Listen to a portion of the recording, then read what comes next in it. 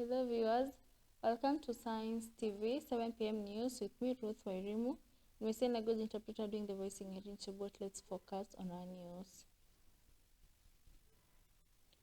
Persons with disability in Isiolo County have received a significant boost after the launch of a new initiative dubbed the Jumuisha Project, aimed at reducing stigma and promoting inclusivity within communities. The 3-year program, supported by Christian Blind Mission CBM and implemented by the Northern Nomadic Disabled Persons Organization, NONDO, seeks to advocate for the rights of persons living with disabilities while enhancing access to healthcare, education, and employment opportunities. According to organizers, the project will focus on creating awareness through grassroots engagements with at least 60 community dialogue forums planned across Isiolo.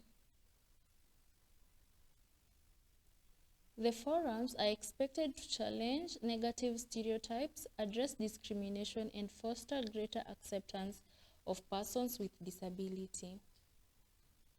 Stakeholders said the Jumuisha Project will also strengthen existing support systems and empower people with disability to participate fully in social, political, and economic activities without facing marginalization. Community leaders and local government representatives have welcomed the initiative, noting that it comes at a time when many families are still struggling with limited resources to support relatives living with disabilities. The project is expected to be a game changer in promoting inclusivity, offering equal opportunities, and building a society where disability is not viewed as inability.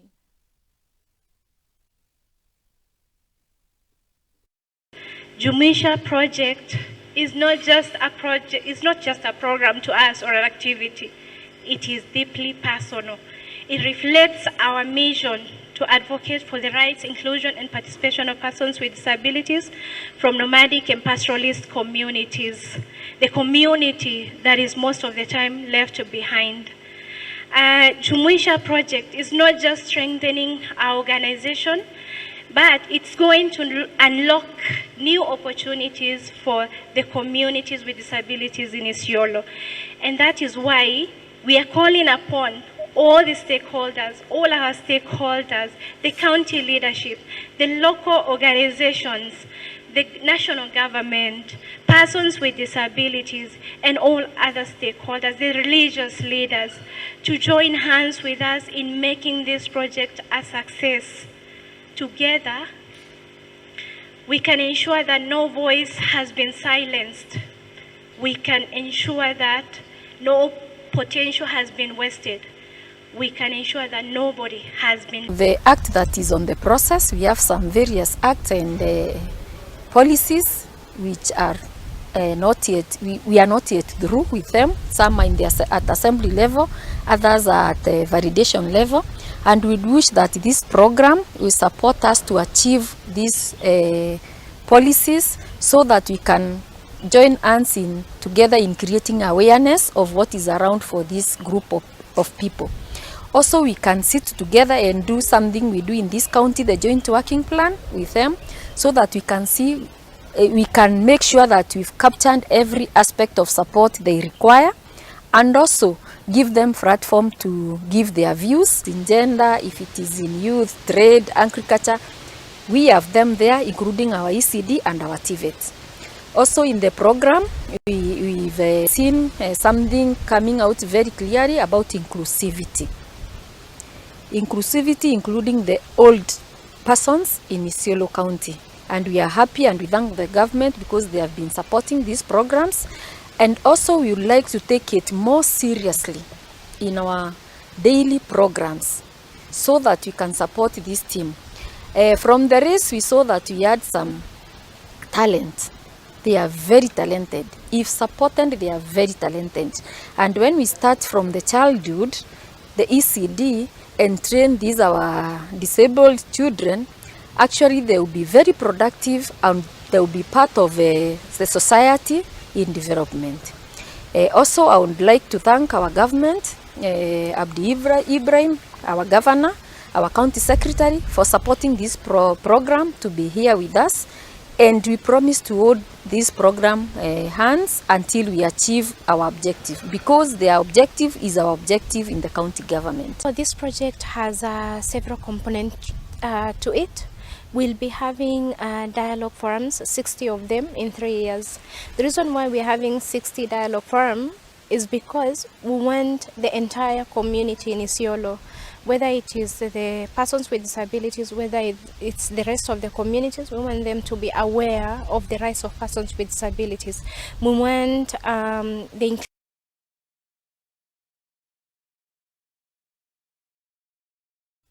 Tharaka Nithi County Women Representative Susan Ngugi Muidu has declared her unwavering support for President William Samoei Ruto's intensified fight against corruption in the legislature.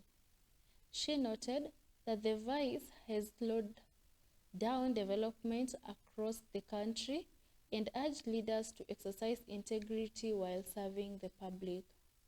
Speaking during the launch of a political initiative dubbed the Two-Term Movement in Tharaka Nithi, Ngugi emphasized that all corrupt leaders must face justice under the rule of law if found guilty. She maintained that accountability remains key in restoring public trust in governance and ensuring resources benefit ordinary Kenyans. The legislature further called on Tharaka Nithi residents and Kenyans at large to rally behind President Ruto's leadership ahead of the 2027 general elections.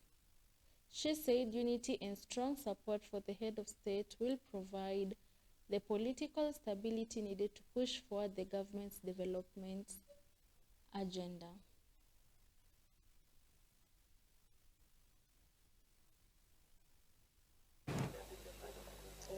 Two-term is a movement. Now I want to assure you that William Samoei Ruto will serve a second term in 2027. And he's going to serve his second term with Professor Kithure Kindiki. And we want to pray and believe and pray for our son that in 2032, Professor Kithure Kindiki will be the next President of the Republic of Kenya.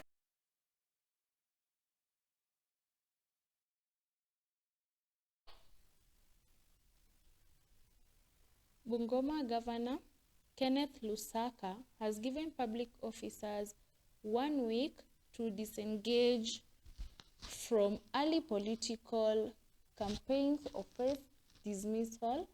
He said politics within the civil service was undermining service delivery and slowing down the rollout of key development programs in the county. The governor noted that some officers had abandoned their duties to attend political rallies, warning that divided loyalty would not be tolerated in his administration. He reminded staff that public servants are expected to remain neutral and dedicate their energy to serving residents rather than engaging in partisan activities.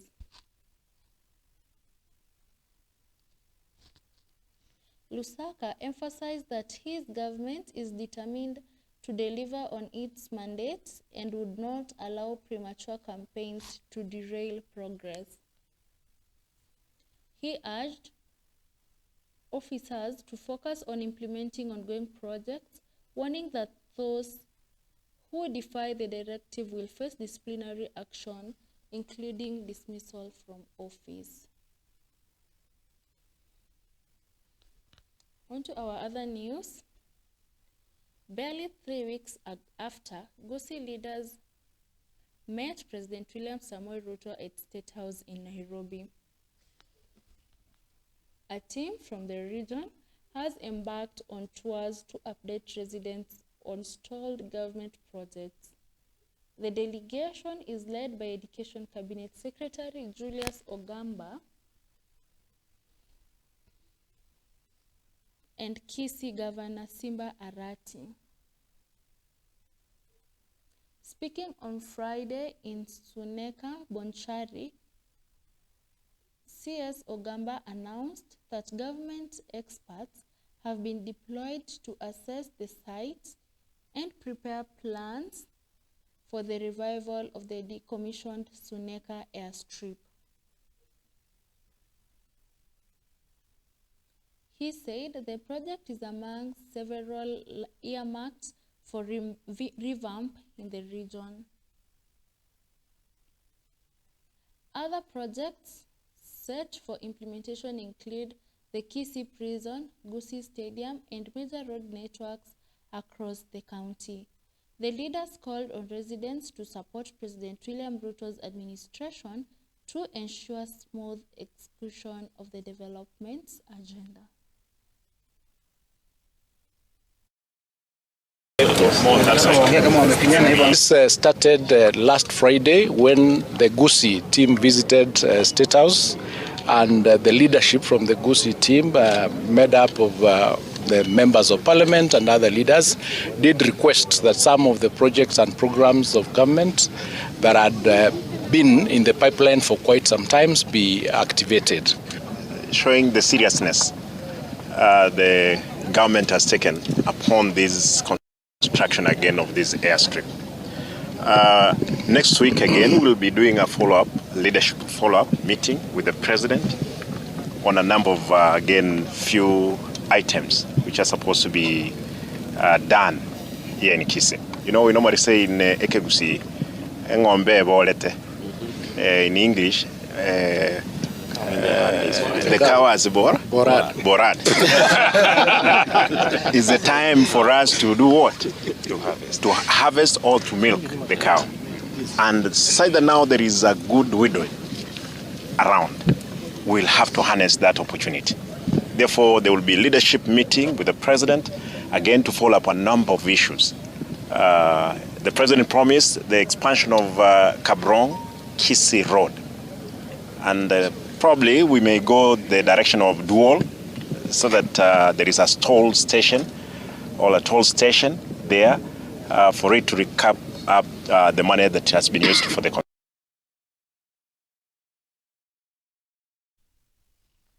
Police in Vihiga County have launched investigations after an officer alleged shot and killed his colleague while on duty at the Sirabe Luanda depot. The suspect is said to have fled the scene immediately after the incident, prompting a manhunt by security officers. According to Luanda Sub-County Police Commander Richard Siele, the deceased officer, Nicholas Samoei, sustained a fatal gunshot wound to the head. Preliminary reports indicate that the suspect, identified as Kevin Omondi, initially attempted to claim that Samoei had shot himself. However, Omondi later switched off his phone and went into hiding. Police have assured the public that efforts are underway to track him down as investigations into the incident continue.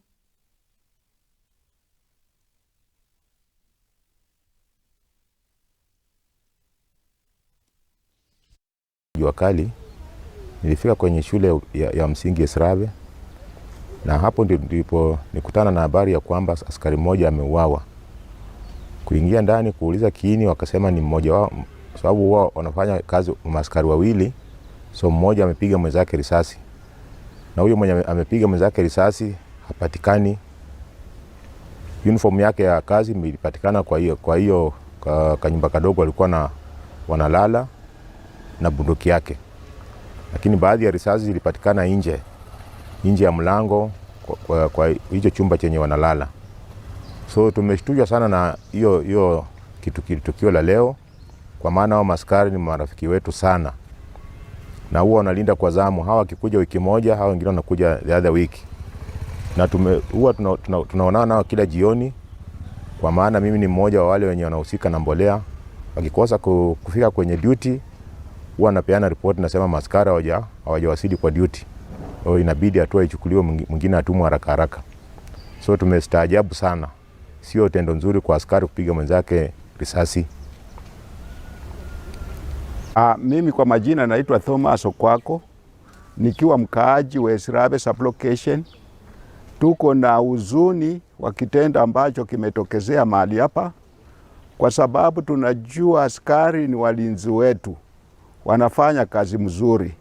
Haijakuwa jambo la busara askari moja kuwa mwenzake. Tuko na huzuni sana. Serikali ya Kenya muangalie jambo hili na mrekebishe maneno kama haya. Kwa majina naitwa Joshua Omuhindi Abuli, nikiwa mkaaji wa hapa Esirabe. Kitendo ambacho kimefanyika hakikunifurahisha hata kidogo. Mimi huamka saa 8 usiku, naanza shughuli zangu za nyumba. Ilipofika saa 9 usiku, niliamsha ndugu yangu nikamwambia kwamba nina matanga pale Sibuye, kuna customer wangu ambao wananyoa aliaga dunia, anaitwa Roy. Kwa hivyo nipe shilingi 100 nipeleke kama sadaka.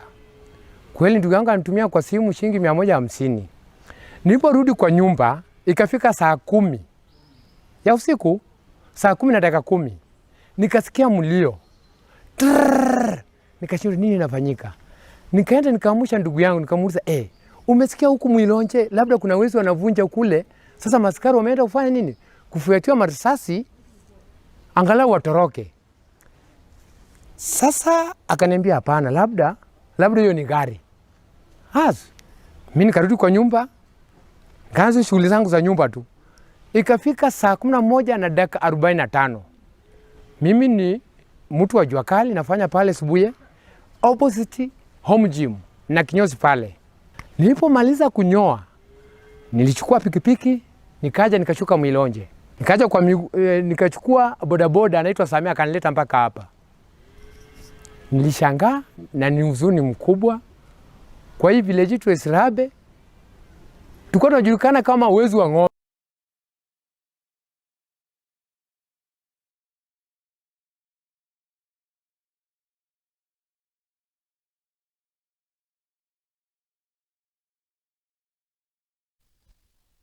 That's all we had prepared for you, our viewers. Thank you for watching Science TV 7 PM News with me, Ruth Wairimu, and my sign language interpreter doing the voicing, Irene Shebiwot. Don't forget to follow us on all our social media platforms, that is Instagram, TikTok, Twitter, and YouTube, and also like, share, and comment. Have a good bye and good night. See you next week.